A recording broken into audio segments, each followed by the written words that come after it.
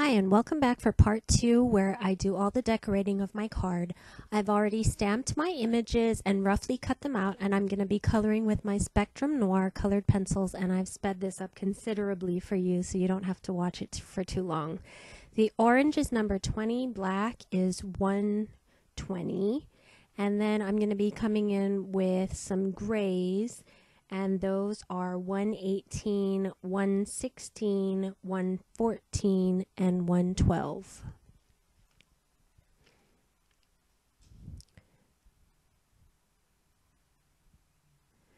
And there I decided to switch images, and I'm using the orange, blacks, and grays again to color the penguin. Since I have all the pencils out, I might as well do them both at the same time.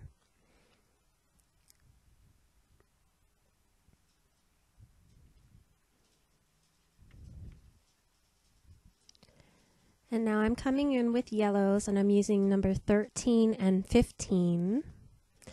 And then this red is 23 and 25.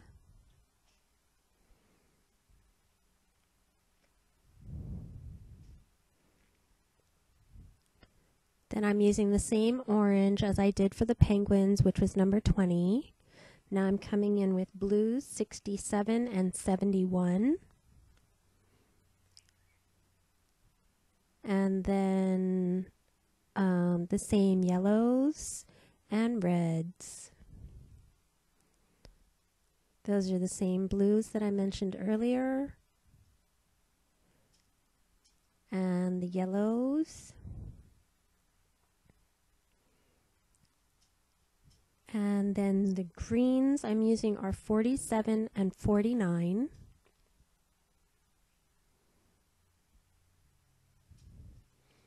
And then orange, I didn't pick two shades of orange just because I didn't. So for the darker parts of the orange, I'm just using a heavier hand with my pencil. And that's all done with just this one number 20.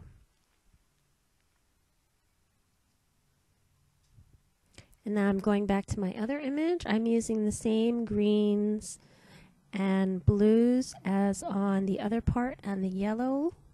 And now this is the birthday cake, and I'm using this light aqua for the ice of the cake, which is 61. And then I came back in with the yellow, and now I'm putting down the dies, taping them down, and I'm going to go and die cut them all.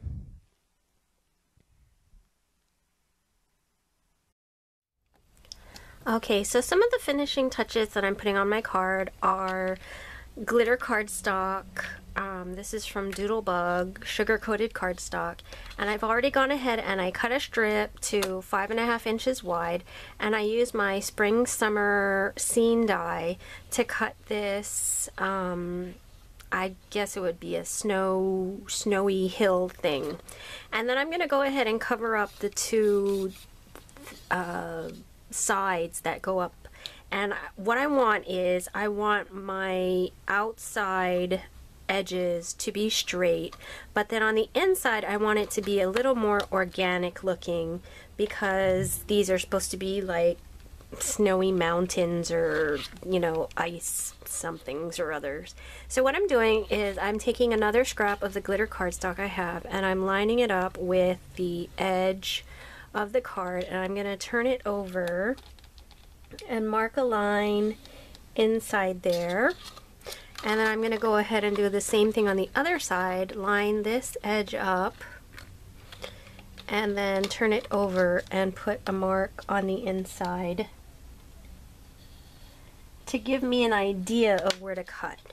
So you can see I have the two, sorry it's really light, I should have made that a little darker, but I have the two lines here, and then I'm just going to take my scissors and kind of freehand cut a little bit outside of that edge, and it doesn't have to be anything perfect, or I don't know what exactly shapes there are in ice, but this is what I'm doing.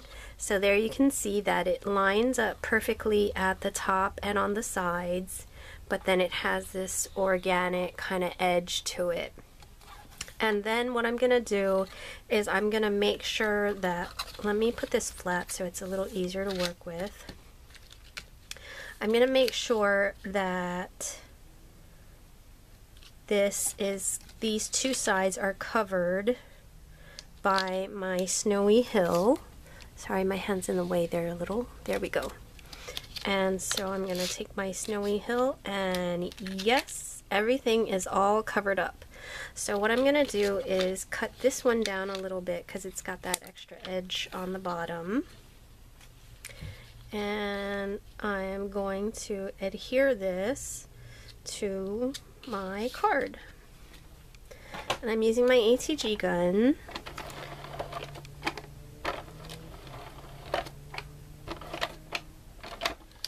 And that is this side, so I want to line it up to there. Make sure that edge is flush. And I'm going to do this side.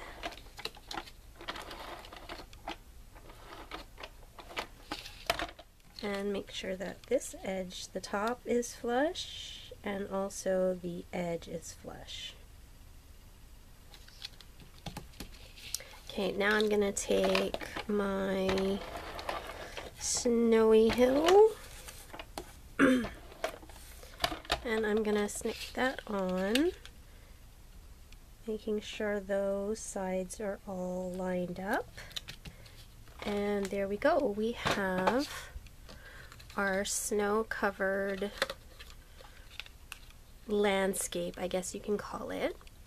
And then what I'm going to be doing is putting in my pieces. So I'm going to take a little bit of glue, and so what it's going to be is this banner is going to go across the top. The penguin is going to fit in the little opening fold. You can see how he sticks in there. And the cake is going to stick under there too. And then I'm going to make sure when I adhere my banner, it's not going to block anything of that. So let me get my adhesive out and I'll get that done. To assemble my card, I just have some tacky glue, and I'm going to put some on the bottom of the penguin. Let's see, how do I want him to sit? So I'm just going to put a little bit of the glue on the bottom of the penguin, and I'm going to stick him in where I want him to sit. And then what I can do is put my fingers in the bottom and pinch to make sure that he gets stuck in there. And then the same thing with the igloo cake. I'm going to put just a little bit of glue at the very bottom and stick that in right next to him. You can see that. And then I'm going to go back in and pinch the bottom to make sure the cake gets stuck in. And then basically that's just something that you have to let dry. And with the banner, I'm going to also put a little bit of glue on the ends of the banners. And then I'm going to position it on my card, making sure it's kind of straight and that it's not blocking the view of the penguin or the cake. And there we go. And then we're just going to set this aside and let it dry. Okay, and the last thing I'm going to do to my card is I'm going to add in a sentiment, and I can't stamp it on the front because it's that glitter cardstock. Although I actually have stamped on the glitter cardstock before, and sometimes you get a good impression, sometimes you don't. It just depends where it lands on the glitter or on the paper. So I just decided to do a plain white piece of cardstock with a black sentiment on it. And I'm using the new stitched rectangle dies, and I picked this one. It's the fourth one from the smallest, because I'm going to be using this sentiment, Have a Cool Birthday, which is pretty long. So I got a die that would fit it lengthwise, but of course that's too big a sentiment strip. So what I've done is I cut a scrap of cardstock with my die, and so you can see it has the stitch marks on 3 edges, but not this 4th edge because that's the edge that was just inside the die.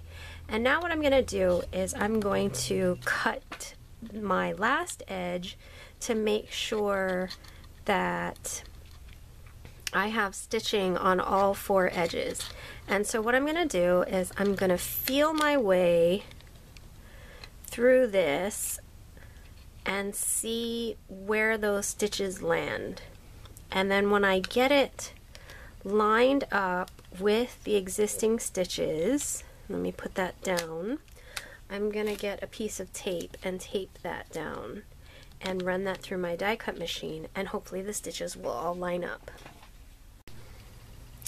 Okay, so what happened was the first time I lined up the die, I was paying so much attention to trying to line up the stitch marks that I forgot to make it the height that I actually wanted it to be, and it came out a little bit too fat. So I went back in and I cut this off first. I went back in and I realigned the die, matching up the stitch marks and making sure I had the right height, and I cut it again, and here you can see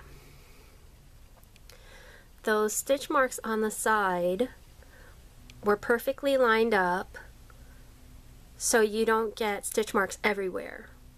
I hope that makes sense. You want to make sure the stitch marks on the die are going in the same place when you run it through another time so that you don't get staggered stitch marks, and then it'll just look like a whole line around there instead of stitch marks. Okay, so now I'm going to take out my MISTI. Unfortunately, while I was stamping, I was totally out of the shot, so I just edited that part of the video out. But you can see here how I've gotten the perfect stamp sentiment, "Have a cool birthday," with the help of my MISTI.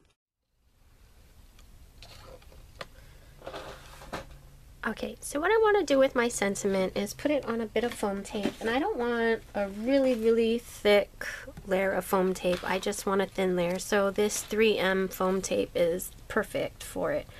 And that's just because I want it to stand out a little from that glittered cardstock background. So I'm going to put this foam tape on and get my card and line that up on the front, and that looks nice and straight and centered, so I'm going to press it down, and I'm being a little careful because my ink might still be wet. Okay, and there is the finished card, and you can see that you can either push it, you can push it up. And this edge is a little bit, I didn't put adhesive here, so why don't I just put a little bit of tacky glue. Like I said, I'm always making mistakes, but it's something that you can learn from. They're usually something you can correct, so I hope you learn from that. So I just put a little bit of glue there to keep down that point. And what you do when you fold it flat for mailing is you just push up so that the penguin and the igloo cake go up. Then when your recipient gets it, they fold it flat, and this is the little scene that they see. And I'll get some still pictures on the end of this video, and you can see better what it looks like. So I hope you like this project, and thank you very much for watching. We hope to see you over at yournextstamp.com to find these and many other products.